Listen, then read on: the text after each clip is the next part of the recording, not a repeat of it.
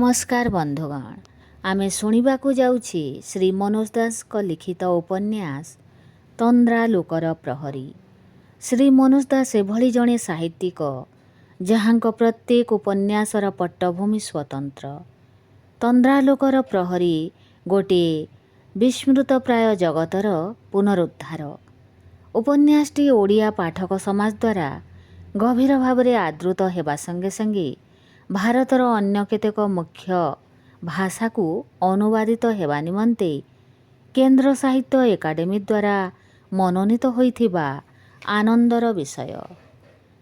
जीवन और मृत्युर सीमांतरे थाए एक रहस्य घन चंद्रालोक। से जगतर अशरीरी सत्ता मानक सह जीवित जगतर आदान प्रदान संभवपर हुए जो गुणी और ओझा संप्रदाय द्वारा सही भली एक परिवार तीन पुरुषर प्रामाण्य कहानी होउछि एई तंद्रा लोकर प्रहरी। आसंतु शुणिबा ताहाले उपन्यास तंद्रा लोकर प्रहरी। कूलरू मयूरमुखी नौकाटी आहुलाए मात्र दूरकू जाइछि कि नाही आकाशर बहुकांश चमकाई जଳି उठिला एमिति रंगर बिजुली। सते अबा चंद्र किरण को दीर्घकाल आउटा आउटी करी ताकू बहल सन्नाभ उज्ज्वलतारे परिणत करी कौनसी इंद्रजाल विशारद पिचकारी जोगे व्यवहार करुची सेथिरु किंचित बड़ अस्वस्ति अनुभव कला रघु।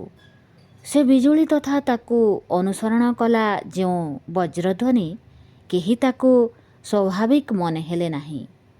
से अवश्य निजकू बुझाइला ताकू जेमती लागुछि अन्य मानकू भी सेमिति लागिबो बोली कथा नाही। ये यात्रा स्थगित रहिले भल हुअंता निश्चय, किंतु वर्तमान से भली प्रस्ताव देवार प्रश्न नथिला।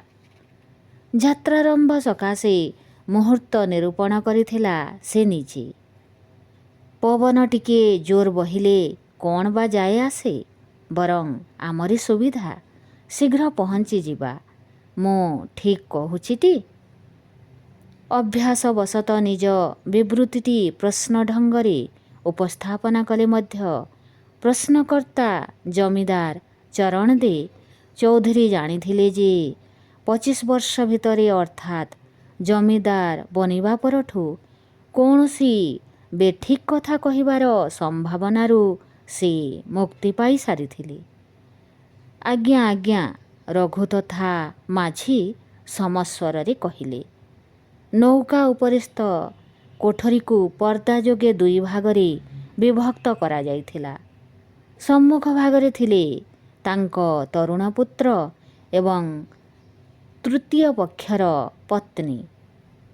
जमीदार बनिबा परे से निज प्राक जमीदार जीवनर सबुठू अंतरंग साक्षी प्रथम पत्नी को दूरेई देवा श्रेयस्कर मणिथिले।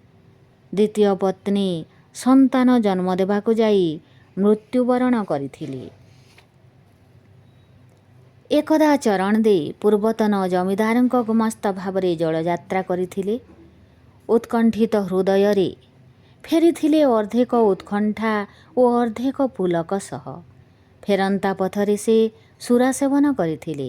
सेही दिनरू जलयात्रा अवसर रे सुरा सेवन तांकर विशेष विलास, किंतु पुत्र ओ पत्नी को आगरे ताहा करिबा थिला तांको नीति विरोध।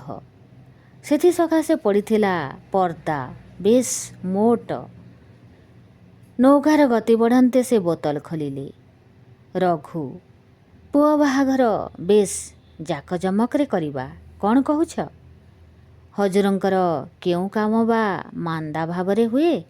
रघुर मंतव्य रे उष्मता नथिला, कारण बर ओ कन्यांको जातकरे से लक्ष्य करिथिला बहु अमल। से कथा जमीदारଙ୍କ गोचरକୁ आनी से गणक भावरे जेमती निज कर्तव्य तुलाइथिला। जमीदारଙ୍କ इच्छा मते से वैषम्य प्रतिहत करिबा निमंते देवी तरंगिणींकिठी विहित पूजार्चना करिबाकू सम्मत होई पूजक भावरे से सेमती निज कर्तव्य तुलाइथिला।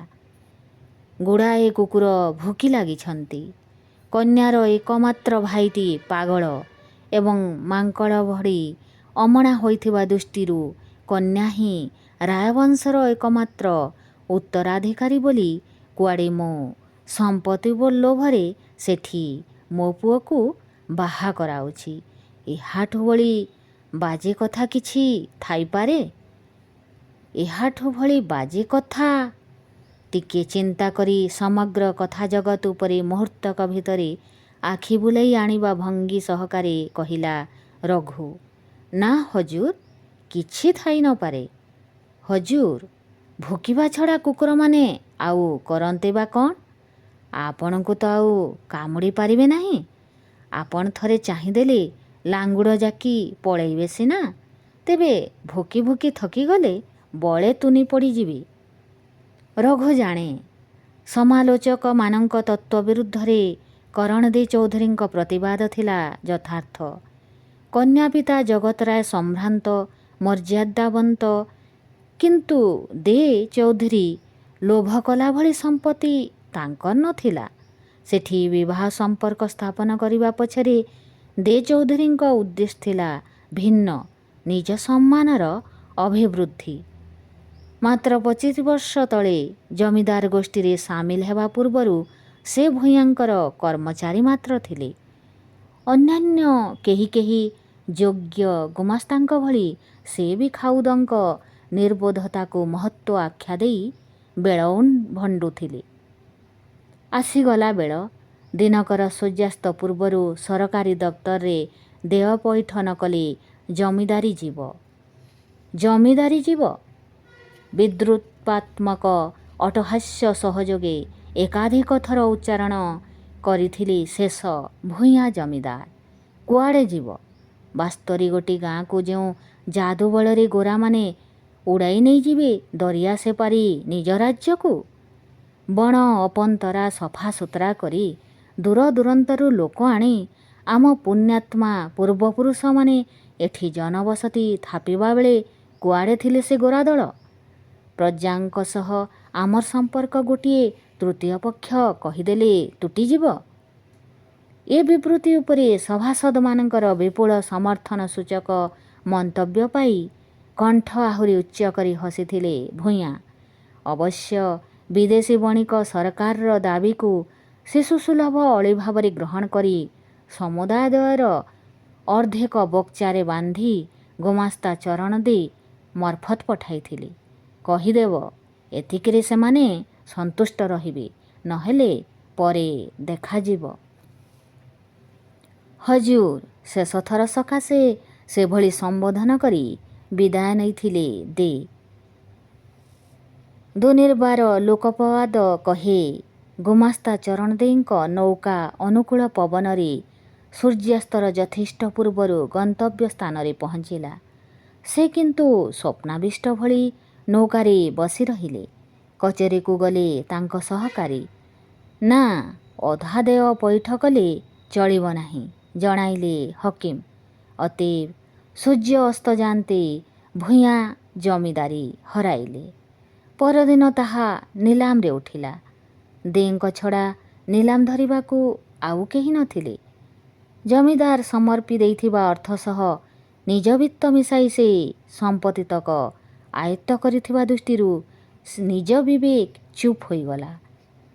ଜମିଦାର ବନି ଚରଣ ଦେ ନିଜ ଛୋଟ ନାମରେ ଚୌଧୁରୀ ଉପାଧି ଉପଯୋଗ କରି ପ୍ରତ୍ୟାବର୍ତ୍ତନ ପଥରେ ପହଞ୍ଚିଲେ ଭୂୟାଁଙ୍କ କୋଠାରେ ନୁହେଁ, ନିଜ ଗ୍ରାମ ଭୀଷମପୁରରେ। ସେହି ରାତିରେ ହିଁ ଶୁଭ ମୁହୂର୍ତ୍ତ ଥିଲା। ତାଙ୍କ ନିଜ କୋଠା ପାଇଁ ଭିତ୍ତି ସ୍ଥାପନ ହୋଇଗଲା। ଭୂୟାଁ ସବୁ ଶୁଣିଲେ। ଶୁଣିସାରି ଅଟ୍ଟହାସ୍ୟ କଲେ। କରି ଚାଲିଲେ ମୁହୁର୍ମୁହୁଃ। ପରଦିନ ଅପରାହ୍ନରେ ନିଜ ହୃତ୍ସ୍ପନ୍ଦନ ସ୍ତବ୍ଧ ହେବା ଯାଏ। ଭୂୟାଣୀ ସତୀ ହେଲେ। ସ୍ୱାମୀଙ୍କ ମୃତଦେହ ସହ ଚିତାରେ ନ ଶୋଇଲେ ବି ଯଥା ସମୟରେ ବିଷପାନ କରି, ଯାହାଦ୍ୱାରା ଲିଭି ଆସୁଥିବା ଚିତାର ପୁନଃ ପ୍ରଜ୍ୱଳନ ସହଜ ହୋଇଥିଲା। ଚରଣ ଦେ ବର୍ତ୍ତମାନ ଦେ ଚୌଧୁରୀ ଭୂୟାଁଙ୍କ ଅନୁଗତ ପ୍ରଜାବର୍ଗଙ୍କଠାରୁ ଯେ ବାଧା ବିପତ୍ତି ସାମ୍ନା କଲେ ନାହିଁ ତାହା ନୁହେଁ, କିନ୍ତୁ ସାମ ଦାନ ଦଣ୍ଡ ଭେଦର ସକୁଶଳ ପ୍ରୟୋଗ ଦ୍ୱାରା ସେ ସବୁର ଅତିକ୍ରମ କରିଗଲେ। ସବୁଠାରୁ ଅଡ଼ୁଆରେ ପଡ଼ିଥିଲେ ରଘୁ ପର୍ଯ୍ୟାୟର ଲୋକେ। ଗୁମାସ୍ତା ବାବୁ ସ୍ଥଳେ ହଜୁର ସମ୍ବୋଧନ ସହଜରେ ପଇଟୁ ନଥିଲା। ଯାହା ଜିଭ ଯେତେ ସହଳ ସହଳ ପରିବର୍ତ୍ତନ ସହ ତାଳ ଦେଇପାରିଲା, ସେ ହେଲା ନୂଆ ଜମିଦାରଙ୍କ ସେତିକି ଆପଣାର। ତେବେ ଗୋଟିଏ ବିଷୟରେ ଦେ ଚୌଧୁରୀ ନ୍ୟୁନ ଅନୁଭବ କରୁଥିଲେ। କୁଳୀନ ଜମିଦାରମାନେ ତାଙ୍କୁ ଆବଶ୍ୟକୀୟ ସ୍ୱୀକୃତି ଦେବାରେ ଥିଲେ କୁଣ୍ଠିତ। ଏକ ଅବଶ୍ୟମ୍ଭାବୀ ସମ୍ଭ୍ରାନ୍ତ ବଂଶ ସହ ବୈବାହିକ ସମ୍ପର୍କ ସ୍ଥାପନ ସେ ସାମୂହିକ ରକ୍ଷଣଶୀଳତା ଭାଙ୍ଗିବାରେ ସହାୟକ ହେବ ନିଶ୍ଚୟ। କାଳକ୍ରମେ କୌଣସି ଜଣେ କବି ବା ପଣ୍ଡିତ ଅତୀତର ସୁଦୂର ଦିଗନ୍ତରେ ଚରଣ ଦେ ଚୌଧୁରୀଙ୍କ ଜଣେ ଦିଗ୍ବିଜୟୀ ପୂର୍ବପୁରୁଷଙ୍କୁ ଠାବ କରି କବିତା ରଚନା କରିଦେବେ। କୌଣସି ଋଷିଙ୍କ ଅଭିଶାପବଶତଃ କିପରି ଏକ ମହାନ ବଂଶଧାରା ବହୁ ଶତାବ୍ଦୀ କାଳ ମ୍ଳାନ ରହି ପୁଣ୍ୟବାନ ଚରଣ ଦେ ଚୌଧୁରୀଙ୍କ ମହାତ୍ମ୍ୟରୁ ହଠାତ୍ ଉଜ୍ଜ୍ୱଳ ହୋଇଉଠିଲା, ସେହି ବ୍ୟାଖ୍ୟାନ ଦେଇ।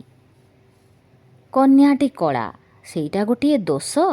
ପ୍ରଶ୍ନ କଲେ ଚରଣ ଦେ ଚୌଧୁରୀ। ହଜୁର, କଳା କ'ଣ ସୁନ୍ଦର ନୁହେଁ? କେଉଁ ମୂର୍ଖତାର କଳା କେଶ ଧଳା, ଲାଲ ବା ହଳଦିଆ ହେଉ ବୋଲି ଇଚ୍ଛା କରିବ? ଉତ୍ତର ଦେଲା ରଘୁ। ରଘୁର ଯୌତିକ ଟିପ୍ପଣୀ ଦେ ଚୌଧୁରୀଙ୍କୁ ପ୍ରୀତ କଲା। ଅବଶ୍ୟ ରଘୁ, ତୋଠି ମାନୁଛି କନ୍ୟାଟି ସୁନ୍ଦରୀ ନୁହେଁ। ତା ଅଫିମଖୋର ବାପା ଭଳି କଙ୍କାଳସାର।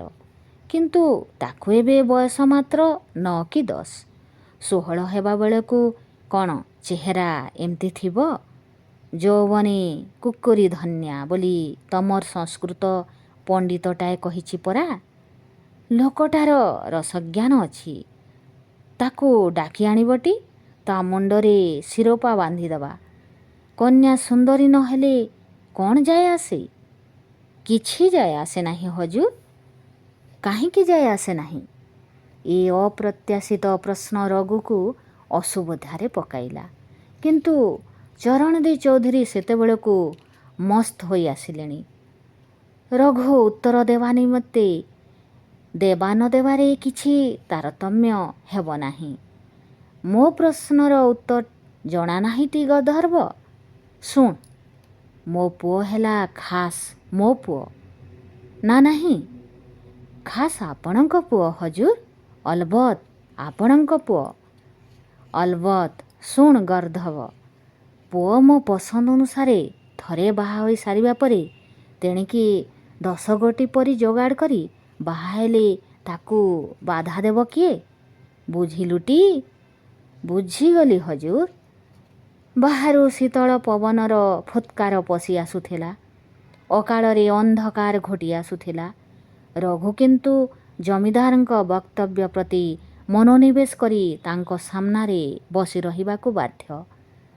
ପର୍ଦ୍ଦା ଆଡ଼େଇ ଗଲା। ଦେଖାଗଲା ଏକ ଉତ୍ତେଜନା କମ୍ପିତ ମୁଖମଣ୍ଡଳ। ତମ ଆଖି ଯୋଡ଼ାକ ଏଯାଏ କାମ କରୁଛିଟି? ଧମକ ଦେଲେ ଚୌଧୁରୀ ପତ୍ନୀ। ରଘୁ ଆତଙ୍କ ମଣିଲା। ପରବର୍ତ୍ତୀ କାଳରେ ଯେତେଥର ସେ ମୁହଁ ତା ସ୍ମୃତିରେ ଜାଗରୁକ ହୋଇଛି, ସେତେଥର ତାର ହୃଦବୋଧ ହୋଇଛି କି ସେଭଳି କ୍ରୁଦ୍ଧ ଓ ଭୟାର୍ତ୍ତ ମୁହଁ ସେ ଆଉ ଜୀବନରେ ଦେଖିନାହିଁ। ମହିଳାଙ୍କ ଅଜ୍ଞାତସାରରେ ସେ ମୁହଁକୁ ଯେପରି ଆଚ୍ଛନ୍ନ କରିଥିଲା ଆସନ୍ନ ମୃତ୍ୟୁର ବିଭୀଷିକା। କ'ଣ ହେଲା? ଜମିଦାର ସୁରାପାତ୍ର ତାଙ୍କ ସାମ୍ନାରେ ଥିବା ଛୋଟ ଚୌକି ଉପରେ ଥୋଇଦେଲେ। ପର ମୁହୂର୍ତ୍ତରେ ବୋତଲ ସମେତ ତାହା ଗଡ଼ି ପଡ଼ିଲା। ନୌକା ହେଲା ଦୋଦୁଲ୍ୟମାନ। ଭୟଙ୍କର ଶବ୍ଦ କରି ଅଦୂରରେ କାହିଁ ହେଲା ବଜ୍ରପାତ। ଠିଆ ହୋଇପଡ଼ି ରଘୁ ସାହାଯ୍ୟରେ ଜମିଦାର ନିଜର ଭାରସାମ୍ୟ ରକ୍ଷା କଲେ। ଦୁହେଁ କୋଠରୀ ବାହାରକୁ ଆସିଲେ। ମେଘଗ୍ରସ୍ତ ଆଦିଗନ୍ତ ଆକାଶ, କସରତ ମତ୍ତ ଏକକାଳୀନ ଅସଂଖ୍ୟ ବିଜୁଳି, ଭୀଷଣ ଦର୍ଶନ। ମେଘମାନେ ପରସ୍ପର ଲଢ଼େଇ କରୁଥିଲେ। ଆସିଗଲା ବର୍ଷା, ସଙ୍ଗେ ସଙ୍ଗେ ପ୍ରବଳ ପବନ। ଆଗରେ ଯାହା ପଡ଼ିବ ତାକୁ ଦଳି ଚକଟି ପକାଇବା ଯେମିତି ତାର ଏକମାତ୍ର ବ୍ରତ। ନୌକା ଭୀଷଣ ଭାବରେ ଦୋହଲୁଥାଏ, ଛଟପଟ ହେଉଥାଏ ଓଲଟି ପଡ଼ିଥିବା ଅସରପଟାଏ ଭଳି। ନୌକାରୂଢ଼ମାନଙ୍କୁ ବିବ୍ରତ କରୁଥାଏ ହାବୁକା ହାବୁକା ପାଣି। ତମେ କୁଆଡ଼େ ଅଛ? ନୌକାର ବିପରୀତ ପ୍ରାନ୍ତରୁ ଚିତ୍କାର କରି ପଚାରିଲେ ଜମିଦାରଙ୍କ ପତ୍ନୀ। ଚୌଧୁରୀ ଏବଂ ରଘୁ ହାମୁଡ଼ି ହାମୁଡ଼ି ଯାଇ ତାଙ୍କ ପାଖରେ ପହଞ୍ଚିଲେ। କରିବା କ'ଣ? ଚିନ୍ତା କାହିଁକି, ଆମେ ତ ପହଞ୍ଚି ଗଲୁଣି। ବାମ କିନାରାରେ ବିଜୁଳି ଆଲୁଅରେ ଥରେ ଝଟକି ଉଠି ପୁଣି ଅନ୍ଧକାର ଓ ବଣବୁଦା ଭିତରେ ନିଶ୍ଚିହ୍ନ ମନେ ହେବା ଏକ ଧୂସର ଇମାରତ ଆଡ଼େ ହାତ ଦେଖାଇ ସାନ୍ତ୍ୱନା ଦେଲେ ଚୌଧୁରୀ। ତାପରେ ସେ ମାଝିକୁ ଆଦେଶ ଦେଲେ, ବାମକୁ ନୌକା ଭିଡ଼ା। ହଜୁର, ଜଗତରାୟଙ୍କ କଚେରୀ ଆହୁରି 2 କ୍ରୋଶ ଦୂର, ଉତ୍ତର ଦେଲା ମାଝି। ମୁଁ କହୁଛି ବାମକୁ ଭିଡ଼ା। ତୋତେ କ'ଣ କିଛି ଦେଖାଯାଉ ନାହିଁ? ଦେଖିପାରୁନାହୁଁ ସେମାନେ କେମିତି ଆଲୁଅ ଜଳେଇଛନ୍ତି? ମୋତେ କିନ୍ତୁ ସେ ଆଲୁଅ ଜମାରୁ ସହ୍ୟ ହେଉନାହିଁ। କି ପ୍ରକାର ଆଲୁଅ ଯୋଗାଡ଼ କରିଛି ଜଗତରାୟ? ହଜୁର, ବାଁରେ ନଈରୁ ଶାଖା ବାହାରିଛି, ସେଠି ପ୍ରଖର ଚୋରା ସୁଅ। ଥରେ ସେଥିରେ ପଡ଼ିଗଲେ କୌଣସି ନା ବର୍ତ୍ତିବ ନାହିଁ। ଆମକୁ ଡାହାଣ କୂଳରେ ନୌକା ଲଗାଇବାକୁ ହେବ। ଝଡ଼ ବର୍ଷା ଶେଷ ହେବା ଯାଏଁ ଅପେକ୍ଷା କରିବାକୁ ହେବ, ମାଝି ଦୃଢ଼ କଣ୍ଠରେ କହିଲା। ମୋର ଅବାଧ୍ୟ ହେବୁ? ଏଡ଼େ ତୋର ବହପ, ବେଇମାନ! ତୋତେ ବାଁକୁ ନୌକା ନେବା ପାଇଁ ମୁଁ ଆଦେଶ ଦେଲିଟି, କଥା ମାନିବୁ ନା ଏଇକ୍ଷଣି ମରିବୁ? ହୁଙ୍କାର ଦେଲେ ଚୌଧୁରୀ। ମୋତେ ଭୁଆଁ ବୁଲାଇବୁ? ଏ ବିବାହ ନିଶ୍ଚୟ ହେବ। ଆଜି ସବୁ ପକ୍କା ହୋଇଯିବା ଚାହି। ଅନ୍ଧାର ଭିତରେ ବି ରଘୁ ବୁଝୁଥିଲା କୌଣସି ମତେ ନିଜକୁ ସମ୍ଭାଳି ଚୌଧୁରୀ ମାଝି ପାଖରେ ପହଞ୍ଚିବାକୁ ଚେଷ୍ଟିତ। କାଳେ ମାଝି ତାଙ୍କ ଆଦେଶ ଅମାନ୍ୟ କରିବ। ଚୌଧୁରୀ ସର୍ବଦା ଲୋଭୀ ଓ ସ୍ୱାର୍ଥପର ଦିଶୁଥାନ୍ତି, କିନ୍ତୁ ଆଜି ସେ ଦିଶୁଥିଲେ ହିଂସ୍ର ଆତତାୟୀଟିଏ ଭଳି ଭୟଙ୍କର। ଅଥଚ ଯେଉଁ ହିଂସ୍ର ଆତତାୟୀ ନିଜ ଶିକାର ସମ୍ପର୍କରେ ଅଜ୍ଞାନ। ଆହୁଲା ଚଞ୍ଚଳକର ବୋକାମାନେ ଅନର୍ଗଳ ବର୍ଷା ଭିତରେ ବନ୍ଦୀ ଭଳି ବସିରହି ନିଜ କର୍ତ୍ତବ୍ୟ ତୁଲାଉଥିବା 4 ଜଣ କାତଧାରୀଙ୍କୁ ଚୌଧୁରୀ ଧମକ ଦେଲେ, ନହେଲେ ତମ ବାହୁଟିମାନ କରତ ଯୋଗେ କଟାଇବି। ରଘୁ ବାରମ୍ବାର ଗଳା ପରିଷ୍କାର କଲା। ସେ କହିବାକୁ ଚାହୁଁଥିଲା, ଯେଉଁ କଚେରୀ ଘରେ ରାୟବଂଶ ତାର କନ୍ୟାଟିକୁ ଦେଖାଇବାକୁ ଅପେକ୍ଷା କରିଥିବେ, ତାହା ବାସ୍ତବିକ ଏଠାରେ ନୁହେଁ। ବାଁ ପଟର ବିଧ୍ୱଂସ କୋଠା ଅତୀତର ଜମିଦାର ଭୂୟାଁଙ୍କ ପରିତ୍ୟକ୍ତ ନିବାସ। 2 ଦଶନ୍ଧି ଧରି ଭୂତକୋଠି ଭାବରେ କୁଖ୍ୟାତ। କିନ୍ତୁ ଚେତାବନୀ ଦେବାର ସାହସ ବା ସୁଯୋଗ ରଘୁ ପାଇଲା ନାହିଁ। ସେମିତି ଭୟାବହ ଆଲୁଅ ସବୁ ସେମାନେ କାହୁଁ ଯୋଗାଡ଼ କଲେ? ଏଡ଼େ ବର୍ଷାରେ ସେ ଲିଭୁନାହିଁ କେମିତି? ଆରେ, ସେସବୁ ଆଲୁଅ ନା ଅନ୍ଧାର? ଅନ୍ଧାରର ମଶାଲ କିରେ? ଏହାକୁ ହିଁ ଡାହାଣୀ ଆଲୁଅ କହନ୍ତି କି? ଧୂତ୍‌ରେ! ଚୌଧୁରୀ ବିରକ୍ତି ପ୍ରକାଶ କଲେ। ଆଖିରୁ ବର୍ଷା ଜଳ ପୋଛି ଚୌଧୁରୀ ବାରମ୍ବାର ଭୂୟାଁଙ୍କ ଭୂତକୋଠି ଆଡ଼େ ଅନାଉଥିଲେ। ଆଲୁଅ କାହିଁ? କେଉଁଠି? ତମେ କ'ଣ ଗୁଡ଼ାଏ ଅର୍ଥହୀନ କଥା କହିଯାଉଛ? ମୁଣ୍ଡ ବିଗିଡ଼ି ଯାଇଛି? ଆଶଙ୍କା ପ୍ରକଟ କରି ଚୌଧୁରୀଙ୍କ ପତ୍ନୀ ତାଙ୍କୁ ଧରି ପକାଇଲେ। ଉଭୟେ ତଳେ ପଡ଼ିଗଲେ। ପତ୍ନୀଙ୍କ ଉତ୍କଣ୍ଠା ଉପନୋଦନ କରିବାର ସମୟ ପାଇଲେ ନାହିଁ ଚୌଧୁରୀ। ହଠାତ୍ ନୌକା ଲଟୁ ଭଳି ବୁଲିଲା। ଥରେ ଏ ପାଖକୁ ତ ଆଉ ଥରେ ସେ ପାଖକୁ ଢଳି ପାଣି ପିଇଗଲା। ସମସ୍ତେ ହାମୁଡ଼ି ପଡ଼ିଲେ। ଯେତେ ଶୀଘ୍ର ପାରୁଛ ନୌକାକୁ ଘୂର୍ଣ୍ଣି ବାହାରକୁ ନିଅ, ମାଝି କାତଧାରୀମାନଙ୍କୁ କହିଲା। ରଘୁ ଏହାପରେ ଆଉ କାହାରି କଣ୍ଠସ୍ୱର ଶୁଣିବାକୁ ପାଇନଥିଲା। ଶୁଣିଥିଲା ଅବଶ୍ୟ ଅଜସ୍ର ଶବ୍ଦର ସମାହାର, ଚିତ୍କାର, ଅଟ୍ଟହାସ୍ୟ, ପବନର ଉଦ୍ଦାମ ନିନାଦ ଭିତରେ, ଜଳରାଶିର ଉଦଣ୍ଡ ନୃତ୍ୟ ଭିତରେ। କିନ୍ତୁ ସେସବୁ ଧ୍ୱନି ମାନବିକ ନଥିଲା ଯେମିତି। ଡୁବିଗଲା ନୌକା। ଘୂର୍ଣ୍ଣି ବାହାରକୁ ଉତ୍ତୀର୍ଣ୍ଣ ହେବା ନିମନ୍ତେ ପ୍ରାଣମୂର୍ଚ୍ଛା ଉଦ୍ୟମ କରିଥିଲା ରଘୁ। ଅଦୂରରେ ତୀର ଭାସି ଯାଉ ଯାଉ ସେ କୁଣ୍ଡାଇ ପକାଇଲା ଗୋଟିଏ ବୁଦାକୁ। ଶେଷବିନ୍ଦୁ ତାକତ ନିଶେଷ କରି କୂଳକୁ ଅଧା ଉଠି ସେ ଚେତା ହରାଇଲା। ଗାଁ ଠାକୁରାଣୀ ତରଙ୍ଗିଣୀଙ୍କ ମନ୍ଦିର ଆଗରେ ସମବେତ ଗାଁର ନରନାରୀ। ମାତ୍ର 25 ବର୍ଷ ତଳେ ଉଧେଇଥିବା ଜମିଦାର ବଂଶ ନଦୀ ଗର୍ଭରେ ସମୂଳେ ନାଶ ଯିବାର ଏକ ପକ୍ଷ ଅତିକ୍ରାନ୍ତ ହୋଇଯାଇଥିଲା। ନାଶ ଯାଇଥିଲେ ନୌକାବାହୀ ପରିଚାରକ ପରିଚାରିକା ସମେତ ସମସ୍ତ ନୌକାରାହୀ। କୌଣସି ମତେ ବର୍ତ୍ତି ଯାଇଥିଲା ରଘୁ। ଦୁର୍ଘଟଣା ପରବର୍ତ୍ତୀ 2-3 ଦିନ କାଳ ରଘୁ ରହିଥିଲା ନିର୍ବାକ। ତାପରେ ସେ ଦୁର୍ଘଟଣାର ବିବରଣୀ ଦେବାକୁ ଆରମ୍ଭ କରିଥିଲା ବିକ୍ଷିପ୍ତ ଅସଲଗ୍ନ ଭାବରେ। କିନ୍ତୁ ଗ୍ରାମବାସୀମାନଙ୍କର ବିପୁଳ କୌତୂହଳ ସେଥିରେ ଚରିତାର୍ଥ ହେବାର ସମ୍ଭାବନା ନଥିଲା। ସେମାନଙ୍କର ଲୋଡ଼ା ସମ୍ପୂର୍ଣ୍ଣ ବୃତ୍ତାନ୍ତ। ସେ ଦାବୀ ଭିତରେ ପ୍ରଚ୍ଛନ୍ନ ଥିଲା ରଘୁ ପାଇଁ ଅସ୍ୱସ୍ତିକର ଅଥଚ ପ୍ରାସଙ୍ଗିକ ଏକ ପ୍ରଶ୍ନ। ରଘୁ ହିଁ ଜଳଯାତ୍ରା ପାଇଁ ଶୁଭ ମୁହୂର୍ତ୍ତ ନିର୍ଣ୍ଣୟ କରିଥିଲା। ସେଇଟା କ'ଣ କେବଳ ମାତ୍ର ତା ନିଜ କପାଳ ପାଇଁ ଶୁଭ ଥିଲା? ମନ୍ଦିର ସାମ୍ନାରେ ଠାକୁରାଣୀଙ୍କ ସିଂହପ୍ରହରୀ ଦେହରେ ଭରା ଦେଇ ବସିଥିଲା ରଘୁ। ସମୟର ମାଡ଼ରେ ଖଣ୍ଡିଆ ଖାବରା ହେବା ସଙ୍ଗେ ସଙ୍ଗେ ନିଶ ଘୋରି ହୋଇଯାଇଥିବା ସିଂହଟି ଭଳି ସେ ମଧ୍ୟ ଦିଶୁଥିଲା ଅସହାୟ।